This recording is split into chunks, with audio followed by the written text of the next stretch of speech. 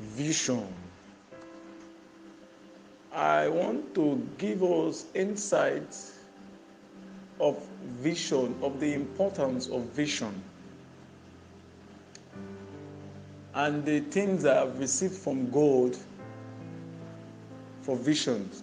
I want to give revelations of how God has shown how important vision is. But when you talk about vision, vision is like a pathway in which a man walks with. Is the pathway in which has been laid down that a man needs to follow. It is like a ladder that you have to climb to get to your promised land. And when you talk about vision, vision is only given by God. Vision can never be given by a human being. It can only be given by God. So in the Christianity journey, vision is a very important thing to man. That is why there is no man that walks with God that God will not give visions to. Vision is key, is very, very key in our journey with God. Because this vision is what we will walk with and will take us into the pathway that we need to follow, in which Christ has already laid down for us. Now, let me give us a deep revelation about vision from the creation of earth. Now, let's look closely at the book of Genesis chapter 1 verses 1. The Bible reveals to us that in the beginning, God created the heavens and the earth. This is the Bible saying that God created the heaven and the earth. Now, when we talk about creation, when we talk about creating, when we talk about created is what has already been done, what has been done. That means in this verse, it is showing to us that the earth was already created and the heavens have already been created. So, this is to tell us that God has done what He wants to do. God has already created everything He wants to create. He has already created a heaven and the earth. So that is why it is written in that book that created. It is telling us, it is revealing to us that it has been done. Now, follow closely to the verse 2. The Bible now reveals to us that and the earth was without form and void, and darkness was upon the face of the earth. Now, when you look closely at this verse 2, you will see that the verse 1 said, God has created the heaven and earth. So definitely, God has finished with the creation of heaven and earth. But now look at the verse 2. The verse 2 is now revealing to us that the earth was without form and was void. So this is telling us that after God has created the heaven and earth, still the earth was without form and was void. This is telling you and I, brothers and sisters, that there is something God has seen. That there is a thing, there is a vision in which God has seen. God has already seen, He has seen what He wants the earth and the heavens to look like. But after He finished creation, He sees that what He wanted to do, what He was seeing, is not in correlation with what He has created. So that is why the Bible now said that and the earth was without form and was void. So this is revealing to us the power of visions. This is revealing to us how important vision is. God knows the way He wants the earth to look like.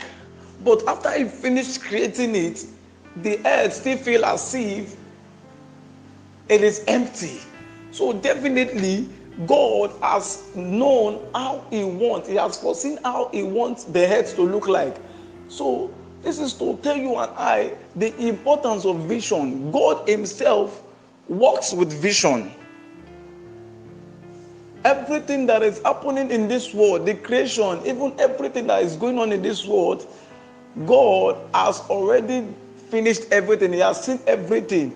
It is just what we are passing through. It is just we that has not seen the end. That's why the Bible reveals to us that God is the man that sees the end from the beginning. He already knows how the world is going to end. He already knows everything that is going to happen in this world.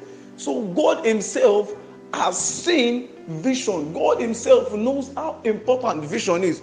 So as a Christian brothers and sisters, we have to cry to God to give us vision, because vision will guide us in our journey with God. Let me give us another example. Look at a man like Joseph. The Bible revealed to us that he had a dream, and he saw in his dream that his brothers and his brothers came and bowed down to him, and he said to them, but because his brothers have not seen anything, because they are not men of the presence, because they are not men that are received from God, because they are not men that are in alignment with God, they've not received any vision from God. But because Joseph was in alignment with God, that is why God could reveal the future to him. That is why God could reveal what will happen in the nearest future to him. And that was what prompted his brothers to sell Joseph into a strange land as a slave. And when you look at the life of Joseph, you will see that he has to endure. He wasn't even angry with his brothers because there was something he was seeing. You don't get. In this journey, if you have seen something, you will not even look at the noises at your side. What you will be looking at is what you have seen. And that was what Joseph was working with. And that is why the book of Numbers chapter 12 verse 6 revealed to us that the Bible says, if thou be a prophet, I will reveal to that person in the dream or in the vision. But that passage is not only talking about prophets. It is talking about anything you are supposed to become in this world. It's not only prophets. You can be a choir member. You can be a singer. You can be an artist. If you are going to become anything, that's why the Bible says, if thou be a... It is not talking only about prophet. It's talking about whatever we are supposed to become in this world. So this is what the Bible told us, that if thou be a prophet, I will reveal it in a vision or in a dream. So definitely God, as powerful as he is, he has told us himself that whatever we need in this Christianity journey, vision is a key factor. And he has promised to give unto us that vision to work with. Except a man gets vision, I'm telling you, in this Christianity journey, except you receive a vision, then you are walking blind. That is why Joseph was ready to go to prison because of what he saw. What have you seen, brothers and sisters? Are you ready to hold on to that thing in which you've seen? Because that thing is what will guide it, is what you will hold on to, that will keep you going until you get to that your promised land. There was a promised land in which God asked for the Israelites.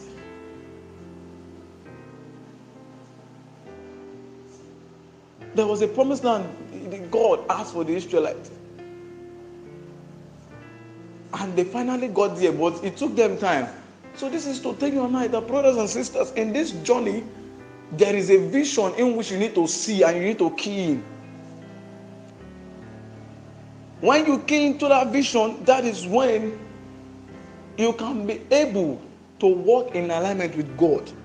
And that is why the book of Habakkuk chapter 2 verses 2 to 3 reveals to us that the Lord says we should write our vision and make it plain upon tables, that he may run that readeth it. For the vision is for an appointed time, but at the end it shall speak and not lie, though it tarry.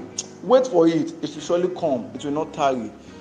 So, brothers and sisters, this is to tell you and I that in this journey, no matter what we want to do, no matter what we want to do, it must come on the platform that we have received a vision from God. So I beg you all, brothers and sisters, that we should pray into receiving visions from God so that we can walk with it and come into alignment with His will. I pray that God will reveal unto us what we are to become in this world. Praise the Lord. The Bible said in Romans 8:18, it said, "For I reckon that the sufferings of this present time are not worthy to be compared with the glory which shall be revealed in us." So for every man that will excel in life, there is a vision that needs to be actualized. Though the vision might not be clear right now, you need to wait for it because it will still be visible. It might take time, but it will be visible one day. Just like our Papa Bishop Oyedepo said. He said when they first started, that after the service, that he was just going to dance. How many members came to church? Maybe like 8 members came to church. But actually, the man was not seeing those 8 members. He was seeing a multitude. He was seeing what? He was seeing a multitude ahead. So, do not get weary. You might just be looking at, where do I want to start from? How do I go about it? How do I do this? How do I do that? Don't look at all these things. Let your focus be on God. As your vision was gotten from God, God will direct your steps to accomplish and actualize these visions. Even God in Genesis, when he said, "Let us make man in our own image." Before God made that statement, there was a format for man that he had visualized already. There was a format of man that he had already. But now it was now to put that structure. It was now to put it to work. That was why the Bible said in Jeremiah 1:5, he said, "Before you were formed," he said what? He said, "I knew you." So before you are actually formed, there was a design for you. There was already a design that structured how you were going to come out. There was a design that structured how you were going to look like. Before I formed thee, I knew thee. So you don't need to be down concerning what is ahead of you. No. You don't need to be down. The Bible says, "For with God all things are possible." He said, "I am the Lord God of all flesh. Is there anything too hard for me to do?" He said in Matthew 11:21, he said, "Come unto me, all you that labor and are heavy laden." He said what? He said, "I will give you rest." So one thing I want us to know is that if you try to run, even after actualizing the vision, if you try to run this vision, if you try to run this race by your power, you wouldn't achieve anything. You wouldn't achieve anything.